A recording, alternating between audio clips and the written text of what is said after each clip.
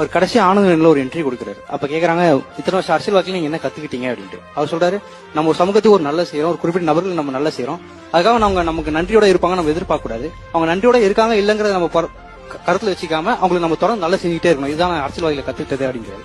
அது என் பர்சனல் லைஃபோட ரிலேட் பண்ணிப்பேன். எப்படின்னா, நான் பிறந்தது ஒரு பிராமண சமூகத்துல பிறந்ததுங்க. வந்து ஃபர்ஸ்ட் கிராஜ் ஒரு ஸ்கீம் அறிவிக்கிறாங்க. நான் ஒரு மிடில் கிளாஸ். எங்க வீட்டுல எல்லாமே சொன்னாங்க, உங்களுக்கு வந்து ஃபர்ஸ்ட் கிராஜ் பிராமணிஸ்க்கு அவர் தரமாட்டாரு, மத்த சமூகத்துக்கு தான் அவர் தருவாங்க, பிராமின்ஸ் அது கிடைக்காது, நம்ம ட்ரை பண்ணி வேஸ்ட் அப்படின்னு சொல்லியிருந்தாங்க. அப்போ வந்து ஃபர்ஸ்ட் கிராஜ் வந்து பிராமின்ஸ் எல்லாருமே உண்டு அப்படின்னு அறிவிக்கிறாங்க. எங்க அப்பா ட்ரை பண்ணா கிடைச்சிருச்சு எங்களுக்கு. ஆனா இனி வரைக்குமே எங்க வீட்டுல யாருமே டிஎம்கே போட் போட மாட்டாங்க. அவங்க வேற ஒரு மாற்று தான் யோசிச்சுட்டு இருப்பாங்க. இப்ப கூட கமல் தான் போறாங்க. அவர் என்ன குடுக்குறாரு, இவங்க எல்லாமே திட்டுறாங்க, என்ன நன்றியோட இருக்க மாட்டேங்கிறாங்க.